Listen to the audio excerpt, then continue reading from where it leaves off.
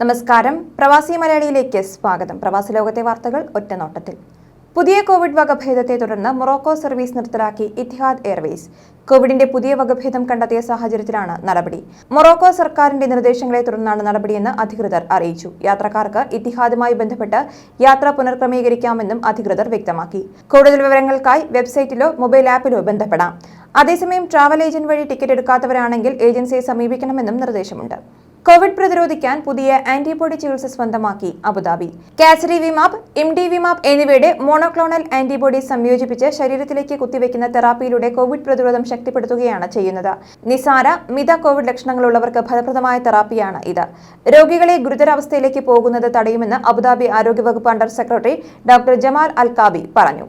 രാജ്യത്തിന്റെ സുവർണ ജൂബിലി ദേശീയ ദിനാഘോഷത്തിന് മുന്നോടിയായി 672 തടവുകാർക്ക് UAE വൈസ് പ്രസിഡന്റും പ്രധാനമന്ത്രിയും ദുബായ് ഭരണാധികാരിയുമായ Sheikh Mohammed bin Rashid Al Maktoum മാപ്പ് നൽകി. വിവിധ കേസുകളിൽ അകപ്പെട്ട് തടവിൽ കഴിയുന്ന ഇവർക്ക് ഇതോടെ മോചനത്തിന് വഴിയൊരുങ്ങും. വ്യത്യസ്ത കേസുകളിൽ ശിക്ഷിക്കപ്പെട്ട വിവിധ രാജ്യക്കാരായ 237 തടവുകാരെ മോചിപ്പിക്കാൻ സുപ്രീം കൌൺസിൽ അംഗവും ഷാർജ ഭരണാധികാരിയുമായ doctor Sheikh Sultan bin Mohammed Al ഖാസിമിയും ഉത്തരവിട്ടു. വ്യവസ്ഥകൾ പാലിക്കുകയും ജയിൽ ശിക്ഷാ കാലയളവിൽ നല്ല പെരുമാറ്റം കാണിക്കുകയും ചെയ്തവരുടെ പട്ടിക തയ്യാറാക്കിയതായി Sharjah police commander Saif Mohammed Al Zahri Al Shamsi പറഞ്ഞു. ദേശീയ ദിനത്തിന് മുന്നോടിയായി 107 തടവുകാരെ മോചിപ്പിക്കാൻ സുപ്രീം കൌൺസിൽ അംഗവും ഫുജേറ ഭരണാധികാരിയും ഉത്തരവിട്ടു.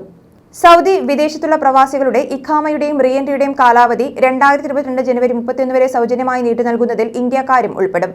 ഇന്ത്യയെ കൂടാതെ ബ്രസീൽ, ഇന്തോനേഷ്യ, പാകിസ്ഥാൻ, തുർക്കി, Lebanon, Egypt, Ethiopia, Vietnam, Afghanistan, ദക്ഷിണാഫ്രിക്ക, Zimbabwe, Namibia, Mozambique, Botswana, Lesotho, Eswatini എന്നീ രാജ്യങ്ങളിൽ നിന്നുള്ളവർക്കാണ് ആനുകൂല്യം ലഭിക്കുക. സൗദി ഭരണാധികാരി സൽമാൻ രാജാവിന്റെ നിർദ്ദേശപ്രകാരമാണ് കാലാവധി നീട്ടി നൽകുന്നത്. ഇന്ത്യയടക്കമുള്ള ഏതാനും രാജ്യങ്ങളിൽ നിന്നുള്ളവർക്ക് യാത്രാവിലക്ക് പിൻവലിച്ചതായി സൗദി അറേബ്യ അറിയിച്ചിട്ടുണ്ടെങ്കിലും ഒരിക്കൽ കൂടി ആനുകൂല്യം ലഭിക്കുന്നതാണ്. അറബിക്കടലിൽ രൂപപ്പെട്ട ന്യൂനമർദ്ദം ഒമാൻ തീരത്തേക്ക് നീങ്ങുന്നതിനാൽ രാജ്യത്തിന്റെ പല ഭാഗങ്ങളിലും കനത്ത മഴയ്ക്ക് സാധ്യതയെന്ന് റിപ്പോർട്ട്. ബുധനാഴ്ച വരെ മുസന്തം, വടക്കൻ അൽബത്തിന, തെക്കൻ അൽബത്തിന, മസ്കത്ത്, തെക്കൻ അൽ ഷർഖിയ എന്നീ മേഖലകളിൽ ഇടിയോടുകൂടിയ മഴയ്ക്ക് സാധ്യതയുണ്ടെന്ന് ഒമാൻ കാലാവസ്ഥാ നിരീക്ഷണ കേന്ദ്രം അറിയിച്ചു. തിരമാലകൾ 2 മുതൽ 3 മീറ്റർ വരെ ഉയരത്തിൽ ആഞ്ഞടിക്കുവാനും കടൽ പ്രക്ഷുബ്ധമാകാനും സാധ്യതയുണ്ട്. ശക്തമായ കാറ്റ് മൂലം മരുഭൂമിയിലും തുറസായ പ്രദേശങ്ങളിലും പൊടിക്കാറ്റിന് സാധ്യതയുള്ളതിനാൽ വാഹനയാത്രക്കാർ ജാഗ്രത പാലിക്കണമെന്ന് അധികൃതർ പുറത്തിറക്കിയ ജാഗ്രതാ നിർദ്ദേശത്തിൽ പറയുന്നു.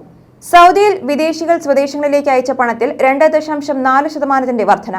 ഒക്ടോബറിൽ 1347 കോടി റിയാലാണ് വിദേശികൾ ബാങ്കുകളും ധനകാര്യ സ്ഥാപനങ്ങളും വഴി അയച്ചത്. ഒക്ടോബറിൽ വ്യക്തിപരമായ ആവശ്യങ്ങൾക്ക് സ്വദേശികൾ വിദേശങ്ങളിലേക്ക് അയച്ച പണം വർദ്ധിച്ചിട്ടുണ്ട്.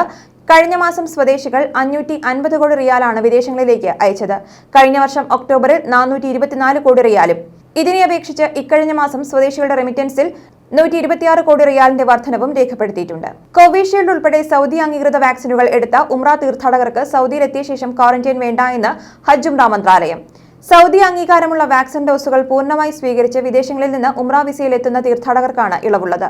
ഇവർക്ക് മക്കയിലെത്തിയാലുടൻ നേരിട്ട് ഉംറ നിർവഹിക്കാവുന്നതാണ്. സൗദി അറേബ്യ അംഗീകരിച്ചിട്ടില്ലാത്ത ലോകാരോഗ്യ സംഘടന അംഗീകാരമുള്ള കോവാക്സിൻ പോലുള്ള വാക്സിൻ ഡോസുകൾ സ്വീകരിച്ചവർക്ക് രാജ്യത്തെത്തിയ ദിവസം 3 ദിവസം ഇൻസ്റ്റിറ്റ്യൂഷണൽ ക്വാറന്റൈൻ ബാധകമാണ്. സൗദിയിലെത്തി 48 മണിക്കൂറിന് ശേഷം ഇവർ PCR പരിശോധന നടത്തണം. നെഗറ്റീവ് PCR പരിശോധനാ ഫലം ലഭിക്കുന്നതോടെ ഇവർക്ക് നേരെ വിശുദ്ധ ഹറമിലെത്തി ഉംറ കർമ്മം നിർവഹിക്കാനാകുമെന്നും ഹജ്ജ് ഉംറ മന്ത്രാലയം അറിയിച്ചു.